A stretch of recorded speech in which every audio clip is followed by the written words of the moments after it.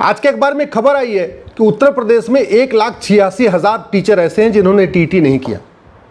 ये सारा मामला इसलिए उछल गया है कि माननीय सुप्रीम कोर्ट ने अभी कुछ दिन पहले अपने फैसले में कहा है कि जो लोग स्कूल में पढ़ा रहे हैं, प्राइमरी और जूनियर में पढ़ा रहे हैं, उनके लिए टीटी मैंडेटरी है, उनको टीटी पास करना ज़रूरी है।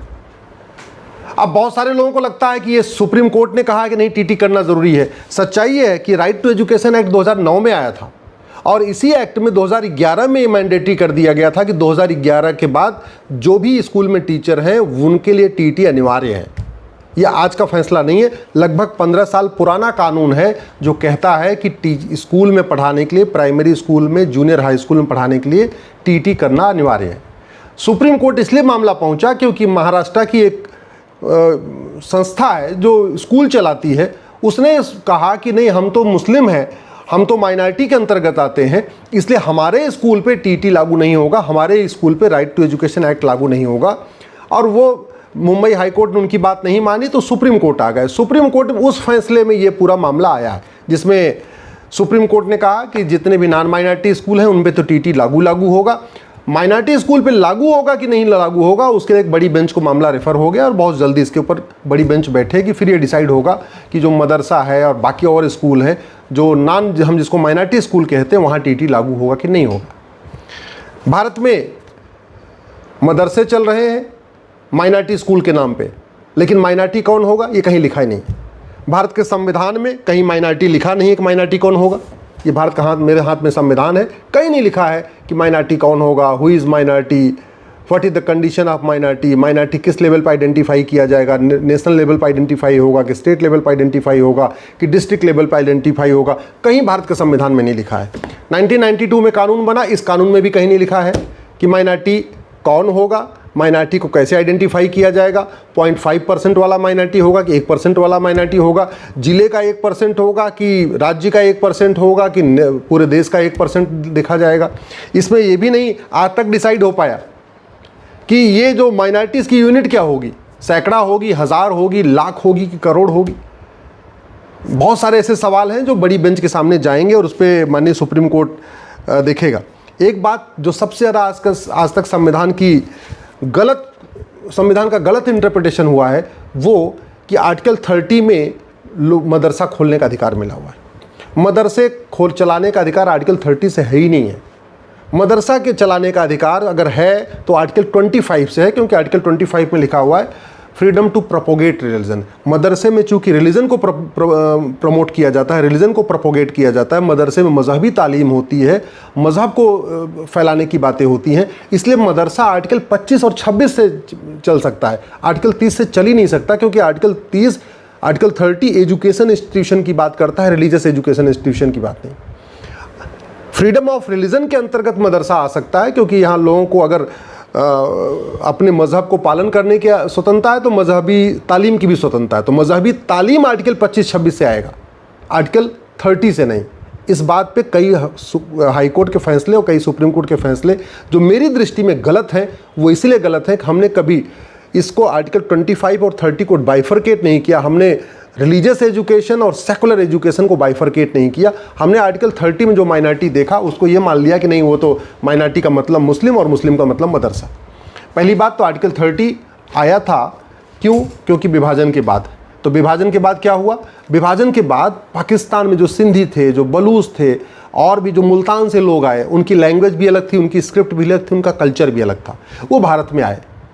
दूसरा, यहाँ विभाजन हुआ था, यहाँ विभाजन के आधार पर गुस्सा भी था। संविधान निर्माताओं का ये मानना था कि जो लोग सब कुछ अपना छोड़ के आए हैं उनको भी अपनी स्क्रिप्ट का, उनको भी मतलब कम से कम उनको इंडिपेंडेंस होनी चाहिए, उनके कल्चर का इंडिपेंडेंस, और फिर जो यहाँ रह रहे हैं उनको भी होना चाहिए। आर्टिकल 29-30 ये कहता है कि भैया अपना त्यौहार मनाओ, अपनी संस्कृति को फॉलो करो, अपना कल्चर फॉलो करो और एजुकेशन इंस्टीट्यूशन भी खोल लो। आर्टिकल 30 में जो कहा गया एजुकेशन इंस्टीट्यूशन खोलने के लिए, वो कोई अलग से अधिकार नहीं दिया।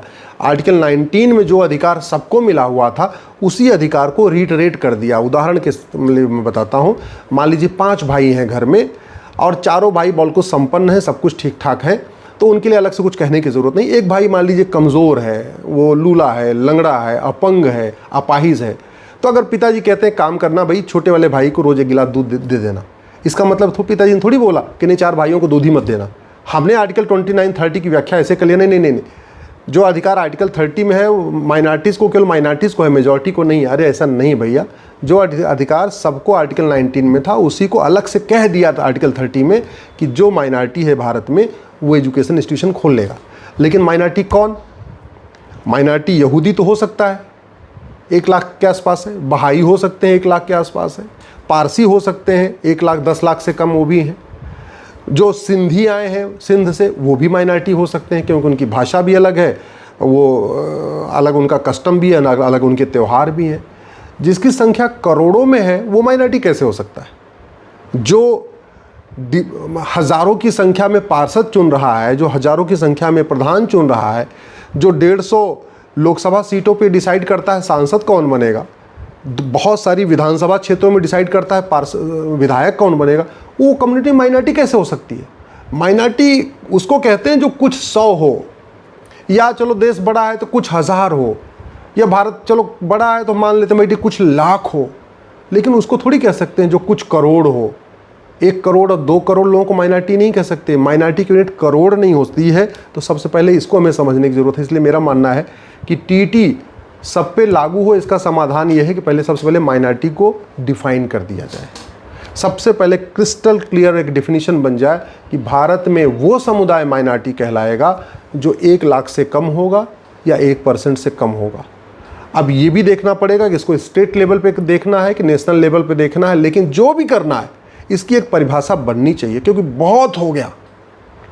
माइनॉरिटी फिर मिनिस्ट्री चल रही है, माइनॉरिटी कमीशन चल रहा है, माइनॉरिटी के आधार पर लोन जा रहा है, माइनॉरिटी के नाम पे वजीफा चल रहा है, माइनॉरिटी के नाम पे वक्फ बोर्ड बन गया, माइनॉरिटी के नाम पे वक्फ ट्रिब्यूनल बन गया, माइनॉरिटी के नाम पे फ्री मनाज जा रहा है, माइनॉरिटी के नाम पे मकान जा रहा है, सब कुछ हो रहा है।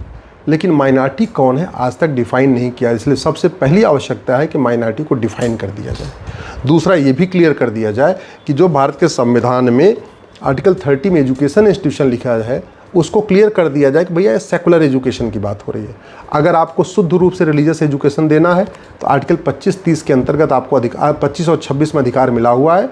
ठीक है, अपनी मजहबी तालीम दो, अपने मजहब को प्रोपोगेट करने के लिए आप अपना मदरसा चला लो, लेकिन ये आर्टिकल 30 में नहीं आएगा।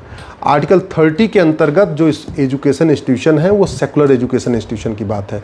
अब कोई अगर चालाकी करे कि नहीं हम एक काम करेंगे, हम उसी स्कूल में मदरसा भी चलाएंगे और उसी स्कूल में हम जो है सेकुलर एजुकेशन भी देंगे, physics chemistry math zoology botany पढ़ाएंगे, तब तो वो राइट टू एजुकेशन के दायरे में आएगा।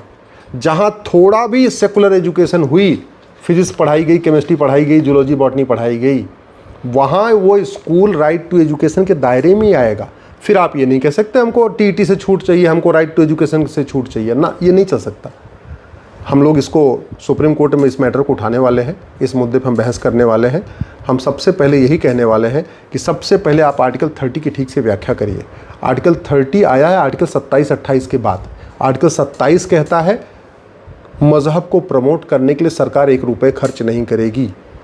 आर्टिकल 28 कहता है किसी भी सरकार के द्वारा इस फंडेड या सरकार के द्वारा मान्यता प्राप्त स्कूल में कोई मजहबी तालीम नहीं होगी। इसका मतलब ये हुआ आप मदरसा बोर्ड नहीं बना सकते।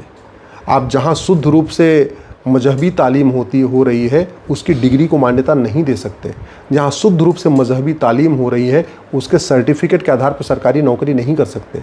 जहाँ शुद्ध रूप से मजहबी तालीम हो रही है वहाँ के टीचरों को आप वेतन नहीं दे सकते, आप उनको कोई मदद नहीं कर सकते। आर्टिकल 27 साफ साफ कहता है सरकार खर्च नहीं करेगा। 28 कहता है मजहबी तालीम नहीं होगी। आर्टिकल 29 कहता है सबको अपनी अपनी कस्टम को, अपने स्क्रिप्ट को फॉलो करने का अधिकार है। और आर्टिकल 30 कहता है एजुकेशन इंस्टीट्यूशन खोलने का अधिकार है। ये कोई नया अलग से अधिकार नहीं दिया है। ऐसा नहीं कि जो यहाँ मेजॉरिटी का अधिकार है उससे ज़्यादा माइनॉरिटी को अधिकार, ना, अधिकार बराबर है। आर्टिकल 19 में सबको अधिकार है अपना स्कूल खोलें, कॉलेज खोलें। आर्टिकल 30 में केवल उसको रिटरेट किया है, अलग से स्पेसिफाई किया है। उसका उदाहरण मैंने बताया कि घर में अगर 5 लोग हैं और डॉक्टर कह रहा है कि ये इस व्यक्ति को 1 गिलास दूध देना क्योंकि ये कमज़ोर है, इसका मतलब डॉक्टर ये नहीं कह रहा है कि बाकी लोग दूध नहीं पिएंगे, बाकी लोगों को दूध नहीं मिलेगा। तो आर्टिकल 30 में वही अधिकार माइनॉरिटी को है जो आर्टिकल 19 में सबको है। और वो इसलिए टीटी अनिवार्य होना चाहिए। जहाँ भी सेकुलर एजुकेशन हो रही है, जहाँ थोड़ी सी भी physics chemistry math zoology botany पढ़ाया जा रहा है, जहाँ की डिग्री वैलिड है, जहाँ के स्कूलों को सरकार मान्यता दे रही है, वो स्कूल राइट टू एजुकेशन के दायरे में आएंगे ही और वहाँ टीटी अनिवार्य होना ही चाहिए।